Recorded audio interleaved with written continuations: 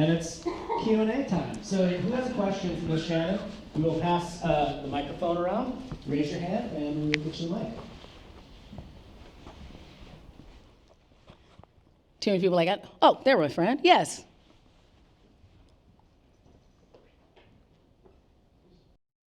Hi, good morning. Hi, Ms. Shannon.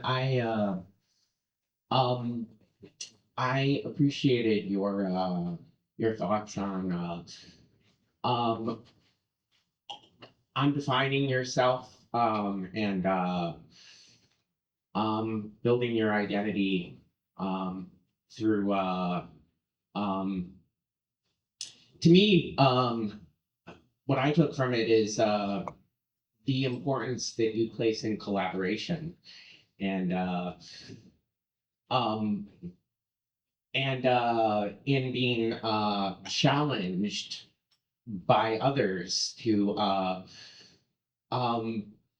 get out of your comfort zone. Mm-hmm. When you were speaking to um, um,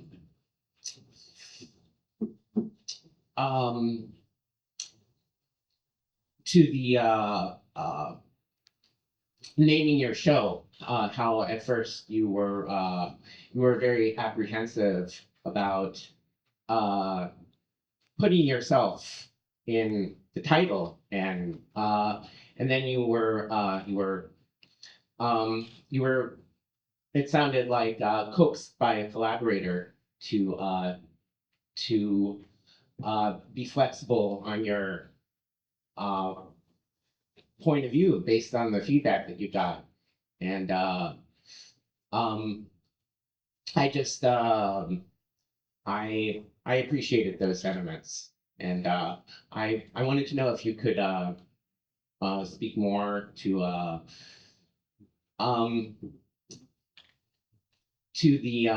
the importance of creative leaders being open to collaboration. Thank you. I appreciate you saying that. And I'm going to put a slightly different spin on it if you don't mind. So, the thing about being in concert with other creators is that sometimes they can see something about you that you've been pushing off. Like, you met my friend Jayton Satia, who's a good friend of mine, and I have some other people that are in my circle who have been encouraging me to step boldly into these particular spaces that I was not doing for myself. Another story I like to tell that goes back into that is I had a friend of mine, John Moreno, who's one of my favorite serial entrepreneurs. He's very good at that. And just really has a great way of reframing what counts as failure or those things. He started a business and he'll sell it and it'll go a different direction, but he still just always moves forward. And so we had been sitting down for lunch a few years ago, and it was when I had an opportunity to be a co-host on a show. And he said, that's fine if you're going to take that, but when are you going to get your own show? So it was before this. And I was like, well, and I yada it away. And so this dude, again, who's a friend of mine, we're sitting there at lunch, he goes, how about you promise me this? If you don't get your act together in the next 6 months, next year, we'll work together, I'll run your career for a year, and we'll see what happens. The boldness. But I remember like that sticking with me and me going, oh, hell no, I know that's not going to happen. So it did make me move faster in some lanes because there were other people in my circle along with him and other friends that were saying, no, you can be the lead. You could have your own show. You don't need to be anybody's sidekick. You don't need to be anybody's co-host. And so it made me stop and examine why I was putting myself in that position. Because at that point, I was putting myself in that position versus really putting my energy into what I'm doing now, which is creating my own thing, where somebody else can be my co-host. And I can still do all those other opportunities if I choose to. But that doesn't mean that I can't be a contributor on the shows that I love, like The Jason Show, and still have my own show. And then instead of it being, oh, that's the primary thing. She's the executive producer and the host of Miss Shannon's Comedy Through the Chaos, and that's how they introduce me when I'm on The Jason Show versus being, hey, it's Miss Shannon, one of our contributors. So it still doesn't take it off the table, but it allows me to do both. And so that's I think some of the quality collaborations we can look for is having somebody that can go, here's your skill set and what you can do to maximize it. And it might be some things that you personally have been talking yourself out of. And some of those reasons might be completely valid, and some of them might be anxiety. Some of them might be habit. Some of them might be, oh, I don't want to get rejection, that kind of thing. And those might be different things that you need to address. But maybe you're so in the weeds with those things that you can't see, no, really, your name can be the one that's the main thing on a show. Does that help? Did I answer your address? Thank you. Hi, good morning. How do you respectfully deal with pokers? I've gotten really good at just saying thank you with nothing else. Just using thank you as a complete sentence. I've also, for me personally, because of my upbringing and the way that my brain will default to things, there just literally are some boundaries that I set that I don't talk to certain people about certain things. And that includes my mom. I don't talk to my mom about my financial goals. I love my mother. She's fantastic. She is not somebody that can be involved in that conversation at all, because she will come up with some minimizing negative language in the theme of love, but still minimizing a negative terminology that's just not getting me where I need to go. So she's not somebody I talk about that. When she sends me a text message about, hey, have you heard about this thing? No, it's probably a scam, Mom, stop.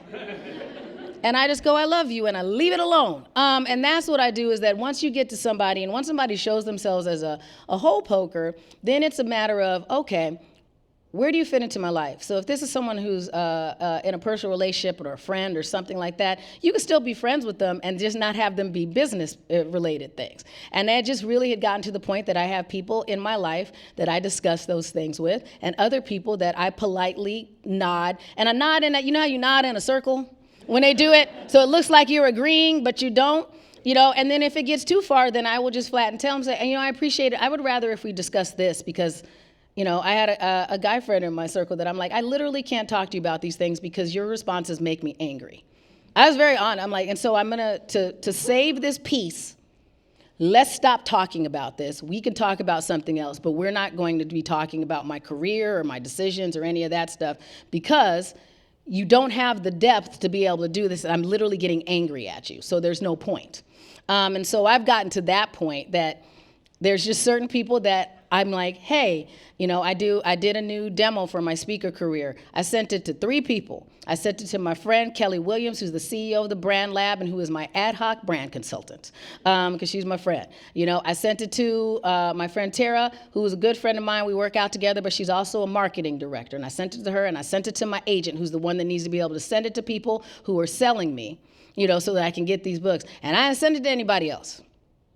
I knew what I thought about it. I put the 2 people that I knew could give me feedback on this particular project that would make sense, and then I stepped away, and I didn't ask anybody else, because I would have never gotten it done if I let every conversation be involved in this thing and have people just go, well, do you like the lighting? Didn't ask you that, so that would be my suggestion, is to, there's some people, they're just really, really good friends. There's people that really make you laugh. There's people that you love to go and have happy hour with. There's family members that you love everything about them, but they don't work in the same industry that we do. And so it's just, thanks, I'm glad you can do this. And then that's what I do with, I've just gotten really good at compartmentalizing the feedback that I get from people on certain things. Does that answer your question?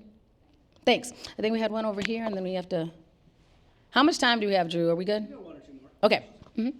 Yeah, thanks very much for your talk today. It's really fun. There's a lot of solopreneurs here in the audience. How do you manage your time on social media sites without driving yourself crazy? So first thing that I did, like you see, I brought my own cameras, and I don't always get to do all this stuff because I'm not to the point that I have a team of people that could follow me around and do all that stuff for me. So I've gotten much better about, like this morning, I was literally tired and like, I don't feel like carrying my stuff. I'm like, you need to carry your stuff because how are you going to do this next? So so from the business aspect, I did that. I found a quality virtual assistant and then got better at onboarding her. We're on year 2 now, 2.5. And I honestly, as a solopreneur, didn't do a good job of onboarding my personal assistant when I first hired her. And so I had to be honest with myself and apologize to her because I'm going, since I have not appropriately onboarded you and gotten to the point that I can trust you to do this, I'm still doing it myself. And that's dumb. I was just sending her emails where I was doing all of the stuff. Instead of training her to go, here's how I think, here's what it is, trusting her to do some things and letting her showcase what she's good at. And now it's to the point that I trust her, kind of thing. We have a call later today. The other thing that was good about her, and hiring the right mini assistants like that, I think are helpful, and you can have them local or national or whatever. She happens to be international, so she's a 20-something-year-old college student from Venezuela going to school in Spain. So it's good to see a different perspective on things. So when she did a SWOT analysis of my website, she actually thought about some things I hadn't thought about, and the other thing that she did was great is that I was going, well, who are my competitors? What do I do like that? And I know who I would have picked. And here's what I'm used to, people that I see at other events that do what I do. She thought so far out the box, she picked some people that weren't even in this market. And the other thing, I'm like, it wouldn't have occurred to me to do that. So that's been a very strategic decision and a very cost-effective decision for me. The other thing that I've ended up doing is getting really good at scheduling things and then focusing on what can I focus on.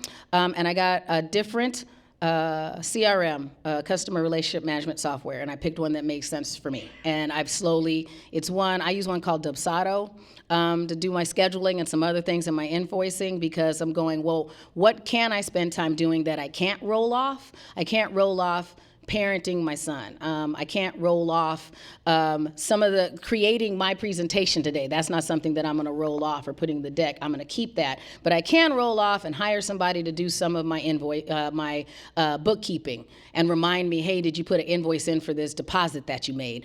I probably didn't, if you're asking me. So and that was what I had to learn, and I started that.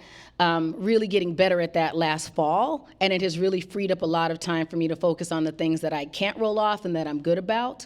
And then everybody's time management system is better. Mine is like, if you look at my calendar, it looks like I'm incredibly busy, but because of the way my brain things goes, I need to have it all in one place, because I've used a couple of different time management systems that didn't work as well for me because of the way that they work. They were more time to get up to speed with them than just putting it on my Google Calendar. And that's what I've just gotten really good at, of not making to-do lists stay in my brain. They need to be someplace else so that I can be present at whatever I'm at. And so it's take all these videos once a week, I throw them in the CapCut, I let it help me pick some things that make sense, and then I send them to my assistant, and then she schedules them to go out periodically over the course of a week, and I came up with a schedule, which you can do on either software or you can have somebody do it for you. Does that make sense? Because otherwise it's very easy to get dumped in doom scrolling. But hey, if you can use technology to help you out on some of these things, then what I'm going to spend time on are personality-driven posts. Here's this goofy story I did about this caterpillar that was climbing up my wall. Or, I'm a comedian. I get more hits when I'm out filling woodpecker holes or using my gator chainsaw on my tree than I do on my comedy bits. But that's fine, because people are like, oh, well, we're interested in you. That's all right, because it still turns into, well, somebody came to a show because they thought it was interesting, versus they already saw this joke, so do they have to worry about whether I was keeping that joke? So does that help based upon what your business is? Okay. So it's personality. Social media is about building the personality of your brand, and then figuring out what your personality is and being consistent. So if you post once a week, post really well once a week and consistently grow that. If you can get to the point that it's like, now I have a little more bandwidth and I consistently do 3 posts a week, figure out how that works. Go ahead and use some of the tools that tell you the algorithm that for you when you should post, and then lean into that, and then just go, I'm going to commit to going 3 posts a week.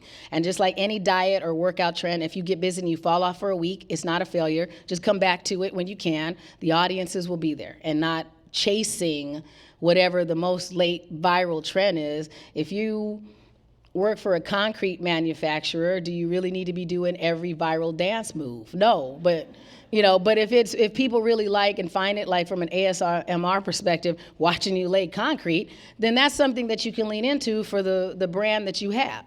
So that's what I would consider for you doing. And then try not to, and this is difficult, don't compare yourself to your competition. So if your competition is really good at doing something, that doesn't mean you have to get good at the same thing they're doing, because they're already doing that. So what's your differentiating factor? And go, yeah, they do that, but I have cooler shirts. So if you're the cool shirt concrete dude, then do that versus trying to go ahead and mimic the other people that are doing things. Does that answer your question? Cool. All right. I think that's all we have time for now. Let's give it to Shannan.